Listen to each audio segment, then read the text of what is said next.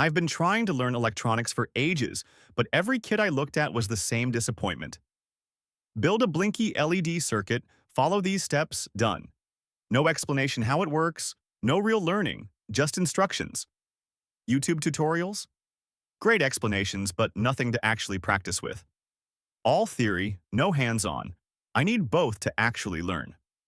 Then I found Maciej Szewczyk's approach. Dedicated PCB, real components, YouTube video for every lesson, theory combined with hands-on measurements, real troubleshooting practice. This is what I was looking for but couldn't find in the English market. So we partnered up. I'm bringing it to English speakers through Voltnova Labs. Is this approach interesting to you?